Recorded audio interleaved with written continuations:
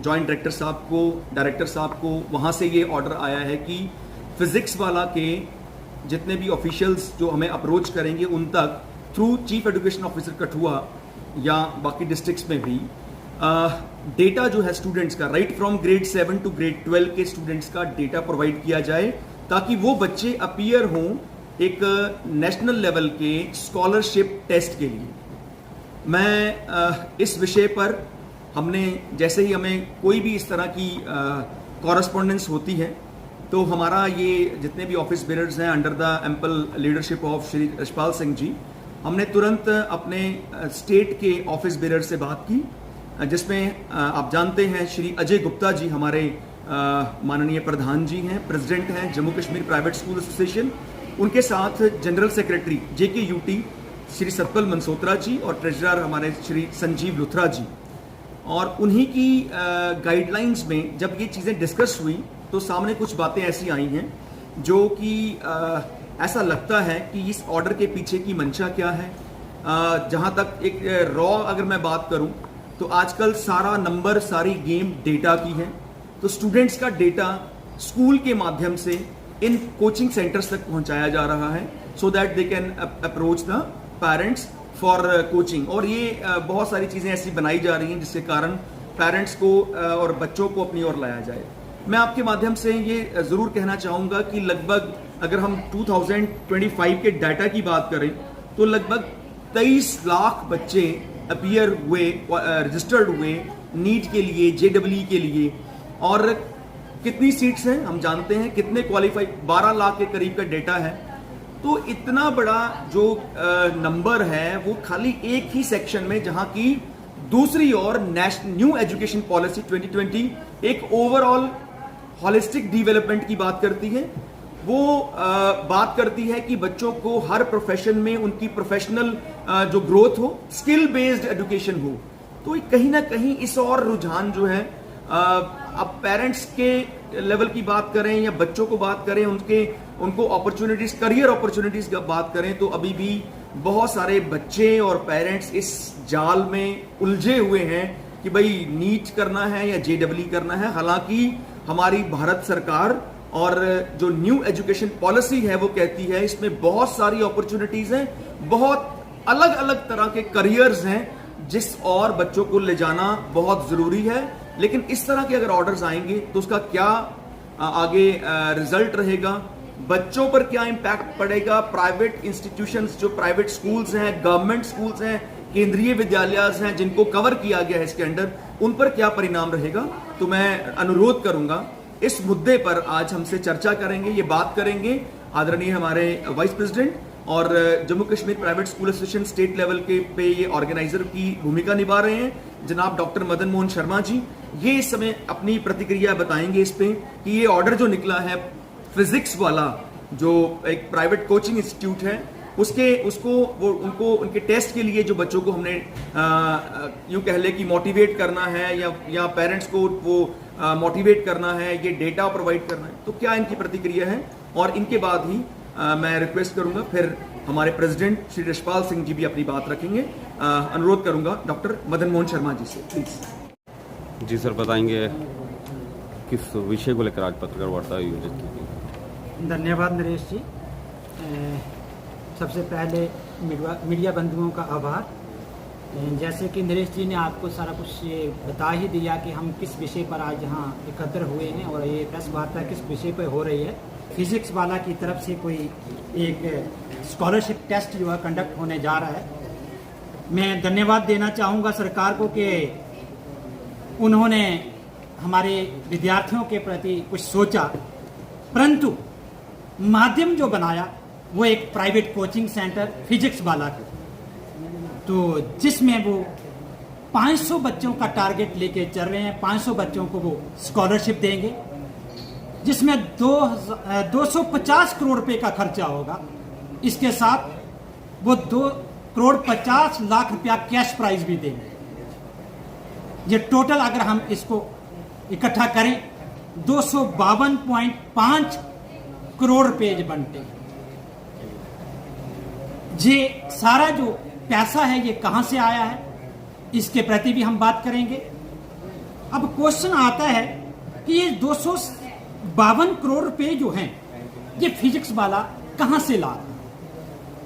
दूसरी चीज, अगर जिस सरकार इसको नहीं दे रही है, फिजिक्स वाला जो सारे पैसे दे रहा है, उस पैसे का सोर्स क्या है, स्रोत क्या है, कहां से उसने ये इकट्ठे किए। दूसरी चीज, हमारे जम्मू कश्मीर एजुकेशन एक्ट के अनुसार हमारे जितने भी प्राइवेट इंस्टीट्यूशंस चलते हैं, जितने भी हम शिक्षा अदारे और शिक्षा चला रहे हैं, वो सारा का सारा नो प्रॉफिट नो लॉस के ऊपर चलते हैं। दूसरी ओर हम देश को देखें, भारत की तरफ देखें, संभवतः वहां पे भी ऐसा ही ये पूरा सिस्टम चलता है। हमारी फी जो है गवर्नमेंट की द्वारा फिक्स की जाती है, यहां तक कि हमारे पर फी रिस्ट्रिक्शंस रहती हैं, उनके अलावा हम यहां कुछ नहीं कर सकते। सभी प्रतिबंध हमारे पे लगे रहते हैं। हमारे जितने भी फी होती है उसका ऑडिट होता है और उसके बाद हमें उसका हिसाब देना पड़ता है। जहां तक हम इस फिजिक्स वाला की बात करें, क्या इसका कोई फी स्ट्रक्चर है? जो कि इस लेटर के अंदर जो नरेश जी ने अभी आपको बताया, माननीय डायरेक्टर के द्वारा 24 जुलाई को जो इशू किया गया था, जो हमारे कठुआ के सीओ या बाकी सीओ जितने भी हैं, जितने डिस्ट्रिक्टों के, उन्होंने 4 अगस्त को इसको दोबारा इसको पुनः हमारे स्कूलों में सर्कुलेट किया है, जेडीओ को सर्कुलेट किया है। उनके इस लेटर के अंदर फीस स्ट्रक्चर के बारे में कुछ नहीं बताया गया। वो भी प्राइवेट कोचिंग है, हम स्कूल भी प्राइवेट तरीके से बच्चों को पढ़ा रहे हैं। एक ही शिक्षा के अंदर 2 किस्म के कानून क्यों है? ये चीज भी हमें गवर्नमेंट को क्लियर करनी चाहिए। इसके साथ साथ ये जो फिजिक्स वाला ने 500 बच्चों का स्कॉलरशिप का जो टारगेट रखा है, जिसमें 7th से लेकर 12th तक के बच्चे हैं, इनके लिए मैं ये देखना चाहता हूं, पूछना चाहता हूं कि ये जो टेस्ट देंगे 7th से लेकर 12th तक के बच्चे, क्या वो एक ही बार देंगे?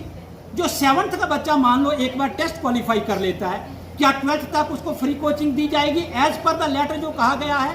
लेकिन लेटर के अंदर ये क्लियर नहीं किया गया है कि उस बच्चे को कोचिंग कितनी देर तक की दी जाएगी और कैसे दी जाएगी। दूसरी चीज, अगर 7th से लेकर 12th तक के बच्चों को उसने ये कोचिंग देनी है, तो उसके लिए एक बार वो लॉलीपॉप देके क्या अगले साल दोबारा उनका टेस्ट कंडक्ट करेगा? स्वाभाविक है कि पैसे के लालच में वो अगले साल वो बच्चा पास हो सकता है, ना हो पाए। अगर वो पास नहीं हो पाता है तो उसको कितना पैसा देना पड़ेगा? क्योंकि एक बार जिस बच्चे को उस चीज की लत लग जाएगी, पेरेंट्स को उस चीज की लत लग जाएगी, वो बच्चा पेरेंट्स को फोर्स करेगा, पेरेंट्स मजबूर हो जाएंगे उस बच्चे को वहां पर दोबारा एडमिशन देने के लिए। उसका फीस स्ट्रक्चर क्या रहेगा? पेरेंट्स के ऊपर कितना उसका वर्डन आएगा? ये चीज भी हमें क्लियर होनी चाहिए। पेरेंट्स को इसके अंदर कंफ्यूजन में नहीं रखना चाहिए। फिजिक्स वाला को इस चीज को भी क्लियर करना चाहिए। जैसे मैंने आपको पहले भी कहा, 252.5 करोड़ फिजिक्स वाला जो जम्मू प्रोविंस, मात्र जम्मू प्रोविंस, इसमें कश्मीर का नाम नहीं है, जम्मू प्रोविंस के अंदर जो खर्चा करने जा रहा है, इसके साथ साथ उन्होंने ये भी कहा कि हम स्कूल वालों को फैसिलिटेट करेंगे, स्कूलों में सारा ऑफलाइन जहां पर टेस्ट होगा, साथ ही साथ रिकग्निशन में उनको प्रमोशन किया जाएगा। ये सारी चीजों के खर्चे अगर मिला दिए जाएं, ये खर्चा 300 करोड़ को भी क्रॉस करेगा। ये खर्चे का स्रोत क्या है? कहां से ये पैसा आया? किस तरीके से उन्होंने ये इकट्ठा किया? और मात्र जम्मू के ऊपर खर्चा करके लोगों को किस जाल में ये फंसाना चाह रहे हैं? गवर्नमेंट इस खर्चे के प्रति, इस जो पैसा इकट्ठा हुआ है, इसका स्रोत भी जानना जरूरी है। हालांकि गवर्नमेंट जो फॉरेन कंट्रीब्यूशन रेगुलेशन एक्ट ले आ रही है, परंतु उससे पहले ये जो पैसा लग रहा है, इसके प्रति भी जानकारी पेरेंट्स को, और हम शिक्षा हमारे अदारे हम चला रहे हैं, हमें भी क्लियर होना चाहिए, ताकि हम बच्चों को उस तरीके से अपने गाइड कर सकें, वो अपना फॉर्म भर के अपना टेस्ट दें। इसके अतिरिक्त हमारे JNK गवर्नमेंट में स्पेशल जम्मू प्रोविंस के लिए जो हमारे प्राइवेट स्कूल के टीचर्स हैं, हमारे गवर्नमेंट स्कूल के टीचर्स हैं, हमारे लेक्चरर्स हैं, क्या उनके द्वारा पढ़ाए हुए बच्चे जो आज तक पढ़ रहे हैं या पढ़े हैं, क्या वो IAS नहीं बने? क्या वो इंजीनियर नहीं बने? क्या वो डॉक्टर नहीं बने? क्या वो IFS नहीं बने? अगर जम्मू कश्मीर के बच्चे जो सब कुछ कर रहे हैं, अगर हमारे स्कूल के टीचर जहां अच्छे क्वालिफाई हैं, अच्छे इंटेलिजेंट हैं, तो उनके इंटेलेक्चुअल्स पे शक क्यों हो रहा है? उनकी तौहीन, उनकी बेइज्जती क्यों की जा रही है? बाहर वालों को जहां क्यों बुलाया जा रहा है? क्यों ना ये गवर्नमेंट इन्हीं पैसों को लेके हमारे इंफ्रास्ट्रक्चर को डेवलप करे, हमारे टीचरों को प्रमोट करे, हमारे टीचरों को और ज्यादा उनको कोचिंग दे के और अच्छा बना के हमारे टीचरों के द्वारा ही क्यों कोचिंग ना दिलवाई जाए, हमारे स्कूलों को प्रमोट क्यों ना किया जाए, हमें अच्छी व्यवस्थाएं क्यों ना दी जाए? इसके ऊपर भी सरकार अपना रुख जो है वो क्लियर करना चाहिए। इसके अतिरिक्त मैं ये भी कहना चाहूंगा, हमारे जितने भी प्राइवेट स्कूल के इंस्टीट्यूशंस हैं, जितने भी गवर्नमेंट स्कूलों के इंस्टीट्यूशंस हैं, उनके अंदर जो लेबोरेटरीज हैं, जो बाकी सिस्टम्स हैं, उनको डेवलप करने के लिए गवर्नमेंट ने सोचना चाहिए, ना कि फिजिक्स वाला की तरफ। लास्ट में मैं यही कहूंगा, मैं गवर्नमेंट से अपील करता हूं कि हमारे टीचर्स को, हमारे जो लेक्चरर्स हैं, चाहे वो गवर्नमेंट के हैं चाहे प्राइवेट हैं, उनको अच्छी ट्रेनिंग दी जाए। उनके द्वारा पढ़ाए हुए बच्चे दूर दूर तक हमारे, ना केवल हमारे भारत में, हमारे भारत की सेवाएं दे रहे हैं, हमारी सर्विसेज कर रहे हैं, बल्कि विदेशों में भी वो हमारे झंडे गाड़ रहे हैं। हमारे बड़े बड़े साइंटिस्ट अमेरिका में जाके बैठे हैं, वो हमारे लोगों के द्वारा ही पढ़ाए गए हैं। हमारे टीचरों को पढ़ाया जाए, उनको ट्रेनिंग दी जाए, उनको अच्छा बनाया जाए, उसी के आधार पर ये सारा कुछ चलना चाहिए। अगर वो सब कुछ अच्छा है तो फिर फिजिक्स वाला यहाँ क्यों आ रहा है? क्या जरूरत पड़ी है गवर्नमेंट को कि उन प्राइवेट कोचिंग सेंटर्स को यहाँ बुलाया जा रहा है, जो कि एक, वो भी सिंगल, एकमात्र एक फिजिक्स वाले को? क्या बाकी कोचिंग सेंटर वाले बाकी नहीं है? क्या यहाँ पर कोचिंग सेंटर नहीं है? क्या यहाँ के टीचर्स जो है वो पढ़ाने लायक नहीं है? हमारे जितने भी गवर्नमेंट टीचर्स हैं या दूसरे टीचर्स हैं, उनको यहाँ पर ट्यूशन पढ़ाने तक भी उनको प्रतिबंध लगाया जा रहा है, और बाहर वालों को ट्यूशन पढ़ाने के लिए, कोचिंग देने के लिए यहाँ पर बुलाया जा रहा है। जैसे कि नरेश जी ने भी बताया कि हमारे यहाँ पर जो हमारा स्किल डेवलपमेंट के प्रोग्राम है, क्या वो फिजिक्स वाला करवा पाएगा? क्या जो धन्यवाद जी। मीडिया के सामने आने का आज एक ही कारण था, मेरे साथियों ने, नरेश जी ने भी और डॉक्टर मदन मोहन जी ने भी बड़े विस्तार रूप में ये बताया कि एक ऑर्डर 24 जुलाई 2026 को joint director school education department की तरफ से निकाला जाता है, जिसमें जम्मू प्रोविंस के सभी सीईओज को एक डायरेक्शन दी जाती है, आप अपनी अपनी डिस्ट्रिक्ट में एचओडी जितने भी government as well as private schools हैं, उनके हेड ऑफ द इंस्टीट्यूशंस को एक डायरेक्शन दीजिए कि वो फिजिक्स वाला नेशनल स्कॉलरशिप टेस्ट कंडक्ट करवाने में हेल्प करें।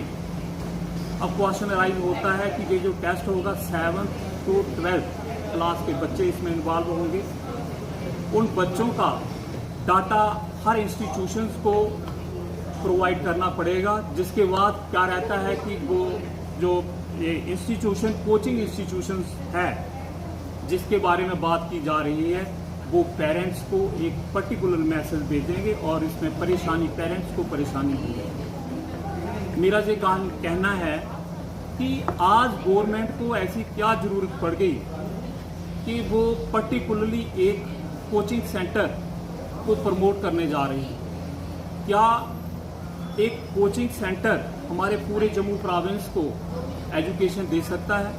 अगर नहीं दे सकता है तो कहीं ना कहीं जो हमारे ही डिपार्टमेंट पे एक सवालिया निशान है कि क्या हमारा जो एजुकेशन डिपार्टमेंट है आज उसमें एक कैपेबिलिटी नहीं है, उसके अपॉइंट किए हुए टीचर्स जिनका क्वालिफिकेशन पीजी रहता है, अलॉन्ग विद बीएड रहता है, एमएड रहता है, वो पीएससी का एग्ज़ाम क्लियर करके आते हैं, उनकी सिलेक्शन होती है। क्या उनके पढ़ाए हुए बच्चे आज डॉक्टर, इंजीनियर नहीं बन पाते हैं?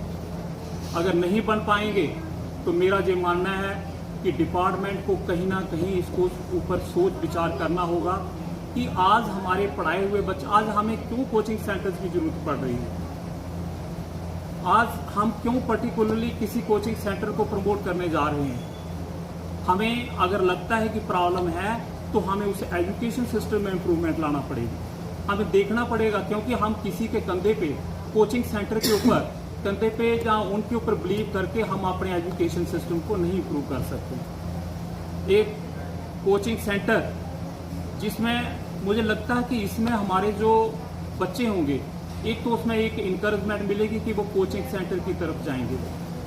कोचिंग सेंटर की तरफ उनका जाना, मैं समझता हूँ कि स्कूल एजुकेशन जो हम देते हैं वहाँ पे हम बच्चे का ऑल राउंड डेवलपमेंट करते हैं, जिसमें बच्चा सुबह आता है, वो प्रेयर करता है, प्रेयर के बाद वो स्पोर्ट्स एक्टिविटीज़ करता है, वो कल्चरल एक्टिविटीज़ में इन्वॉल्व रहता है।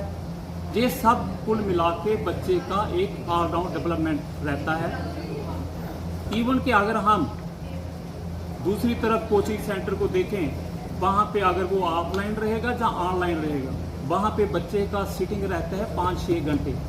5-6 घंटे वहाँ पे बच्चा एकेडमिक ही सीखता है। और बच्चा अगर ऑफलाइन कोर्स करता है तो बच्चे का कोई रूटीन नहीं रहता है। जब जैसा होगा वैसा वो बैठेगा और उसके ऊपर एक मानसिक प्रेशर रहता है। और जो बच्चा 5-6 घंटे अपना ऑफलाइन कंप्यूटर के आगे, मोबाइल के आगे बैठ के कोचिंग लेगा, मुझे नहीं लगता कि वो स्कूल में पर्टिकुलरली रेगुलरली आएगा वो स्कूल में। मैं समझता हूँ इससे क्या होना है कि स्कूलों में एब्सेंटिज्म और डमी एडमिशन का प्रचलन, जो कि पहले पिछले 2-3 साल पहले बड़ा हुआ था, मुझे लग रहा है कि वो दोबारा से वो बढ़ना शुरू हो जाएगा। तो हमें ये सभी चीज़ें देखते हुए मैं समझता हूँ कि गवर्नमेंट को इस ऑर्डर के ऊपर जरूर रीथिंक करना चाहिए, जरूर विचार करना चाहिए। हमारा पूरी एसोसिएशन यूनिट कठुआ की तरफ से एक निवेदन रहेगा कि आप प्लीज़ इस ऑर्डर को रोल बैक करिए, और जिससे बच्चों को, मैं समझता हूँ कि हमारे स्कूल जो फंक्शन कर रहे हैं वो पूरा ऑलराउंड डेवलपमेंट बच्चे का कर रहे हैं। हमें समाज में सिर्फ डॉक्टर्स इंजीनियर नहीं बनाने हैं कि वो सिर्फ एकेडमिक ही है, उसमें फिजिकल पर्सनैलिटी चाहिए। बच्चे का सोशल, क्या वो सोशली वहाँ पे समाज में अपने कंट्रीब्यूशन दे भी पाएगा, नहीं दे पाएगा, ये सभी चीज़ें एक स्कूल सिखाता है। अगर ये, मुझे नहीं लगता कि कोचिंग सेंटर से इतना करेंगे। सपोज करिए एक कोचिंग सेंटर आज, दूसरा कोचिंग सेंटर आज आता है, तो वहाँ पे गवर्नमेंट की पॉलिसी क्या रहेगी? वो भी बोलेगा मैं भी 500 बच्चों को स्कॉलरशिप दूंगा, तो क्या फिर से हमें जो डाटा है वो कलेक्ट करना पड़ेगा, फिर से हमें उस इंस्टीट्यूशन को देना पड़ेगा? तो गवर्नमेंट को कुछ पॉलिसीज हैं वो क्लियर करना पड़ेंगी। मैं इतना ही कहता हुआ, मेरे साथियों ने पूरा डिटेल में बता दिया गया है। हम फिर से अपनी पूरी एसोसिएशन की तरफ से